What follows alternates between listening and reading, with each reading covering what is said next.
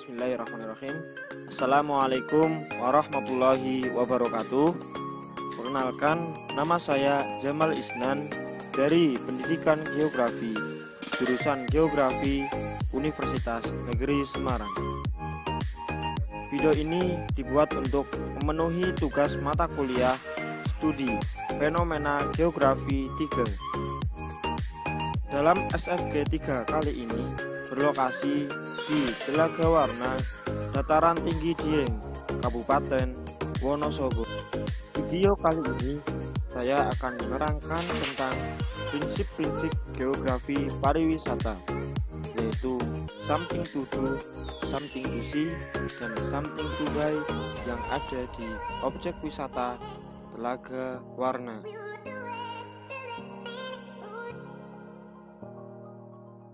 Untuk itu, mari kita simak penjelasan dari video berikut ini. Untuk memulai perjalanan, perlu diketahui peta kawasan wisata Dieng Plateau seperti berikut ini. Untuk perjalanan dari gerbang masuk pintu Dieng Plateau ke objek wisata Telaga Warna memerlukan waktu kurang lebih 30 menit perjalanan. Suasana yang cukup ramai ketika saya tiba di lokasi karena bertepatan dengan hari libur. Tiket masuk ke lokasi wisata yaitu sebesar 12.500 yang terbilang cukup terjangkau untuk wisatawan lokal di Indonesia. Ini adalah denah lokasi wisata yang berada di sekitar Telaga Warna.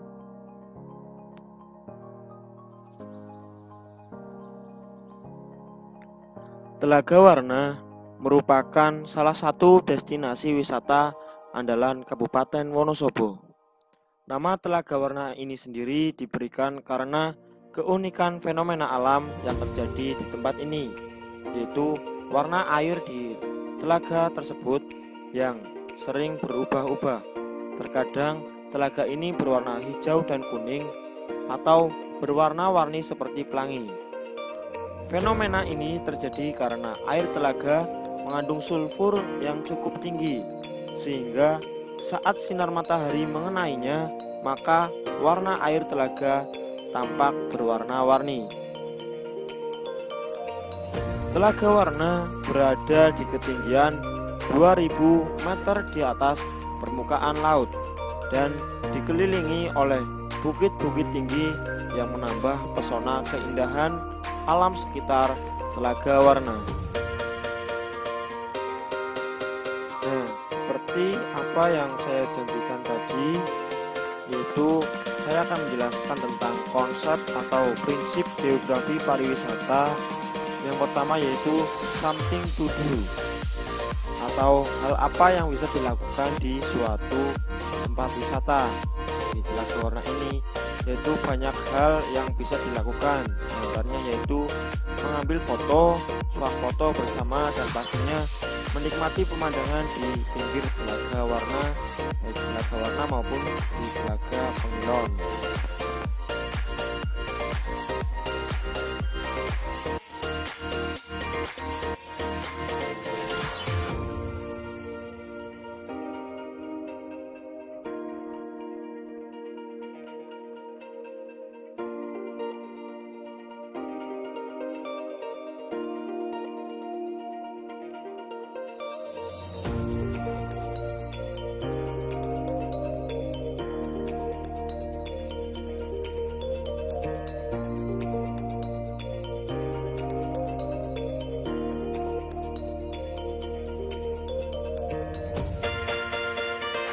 Itu ada juga objek wisata lain yang berada di sekitar Telaga Warna, yaitu ada Batu Tulis, Gua Semar, Gua Jaran, Gua Pengantin, dan Gua Sumur.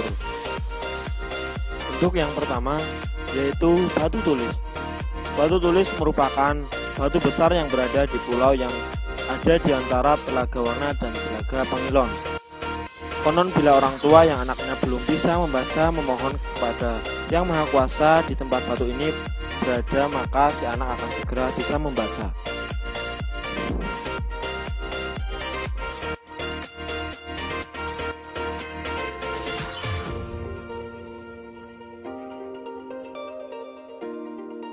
Untuk selanjutnya yaitu Gua Jaran. Legenda yang ada di sini menceritakan bahwa pada suatu ketika turun hujan yang sangat deras. Seekor kuda betina kebingungan mencari tempat berteduh. Setelah berlari ke sana kemari, akhirnya menemukan sebuah lubang lalu masuk ke dalamnya. Anehnya, saat keluar lubang pada keesokan harinya, kuda itu sudah dalam keadaan bunting. Gua Sumur. Di dalam gua ini terdapat sebuah kolam kecil yang airnya sangat jernih dan dingin sehingga disebut Gua Sumur. Airnya yang dikenal dengan nama Tirta Prawitasari dipercaya mempunyai tuah dan dijaga oleh Eyang Kumolosari. Air dari gua ini sering dimanfaatkan oleh umat Hindu dari Pulau Bali untuk upacara muspe dan mubakti. Selain itu, air ini dipercaya bisa membuat kulit menjadi lebih halus.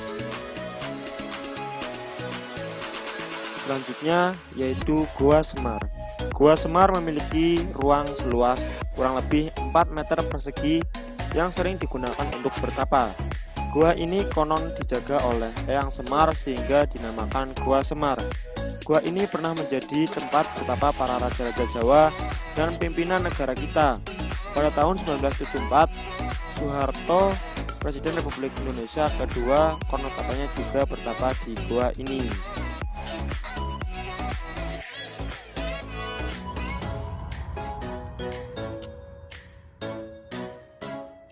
Setelah mengelilingi pulau yang berada di antara Telaga Warna dan Telaga Pengilon, saya melanjutkan perjalanan untuk mengunjungi telaga yang berada di sebelah Telaga Warna, yaitu Telaga Pengilon. Untuk mengelilingi Telaga Pengilon dan Telaga Warna kurang lebih membutuhkan waktu 30 menit dan tidak akan terasa waktu yang berjalan begitu cepat karena kita akan disuguhi dengan pemandangan alam yang sangat indah dan tidak mungkin ditemukan di tempat lain.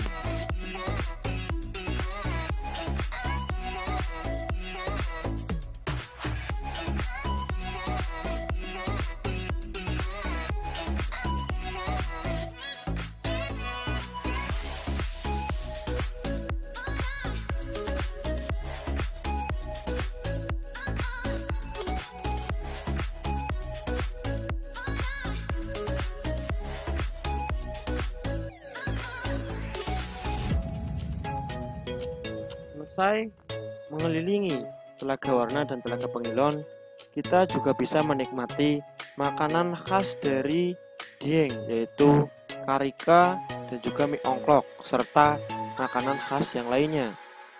Karika dan mie ongklok ini juga menjadi salah satu prinsip geografi pariwisata, yaitu something to buy, atau yang memiliki arti benda atau makanan atau cindera mata khas yang dimiliki oleh suatu objek wisata yang dapat dibeli oleh wisatawan.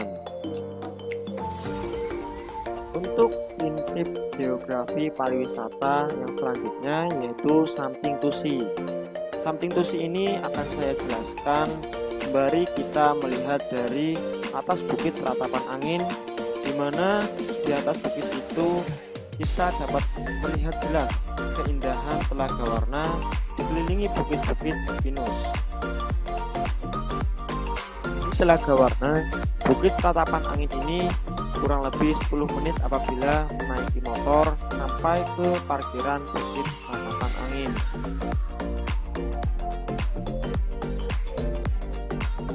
Dari parkiran kendaraan, kita berjalan ke atas menaiki anak tangga untuk menuju loket masuk ke Bukit Ratapan Angin.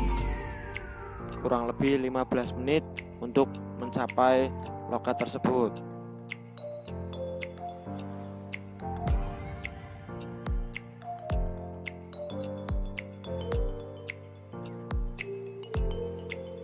Setelah kurang lebih 15 menit berjalan dari parkiran menuju ke atas, akhirnya tiba sampai ke loket pintu masuk ke Bukit Ratapan Angin. Harga masuk wisatawan domestik yaitu 10.000, sedangkan untuk wisatawan mancanegara yaitu 30.000. Menuju puncak Bukit Ratapan Angin diperlukan waktu berjalan menaiki anak tangga kurang lebih 15 menit. Dan ketika sampai di atas bukit, terbayarlah rasa lelah dan juga rasa penasaran terhadap puncak Bukit Ratapan Angin tersebut. Di sana kita akan melihat dua telaga yang sangat indah dari atas bukit, yaitu Telaga Warna dan juga Telaga Pengilon yang dikelilingi bukit-bukit pinus yang sangat lebat. Inilah konsep something to see yang merupakan bagian dari prinsip dari geografi pariwisata, yaitu konsep tentang apa yang dapat dilihat jika kita mengunjungi suatu tempat pariwisata. Nah, inilah hamparan indah pemandangan Telaga Warna yang tidak dapat kita temukan di tempat lain.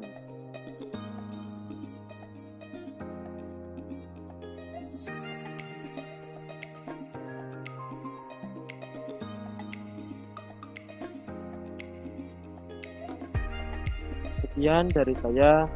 Mungkin itu saja yang dapat saya sampaikan. Kurang lebihnya, apabila ada salah kata, salah ucapan, salah perbuatan, mohon maaf yang sebesar-besarnya. Terima kasih. Wassalamualaikum warahmatullahi wabarakatuh.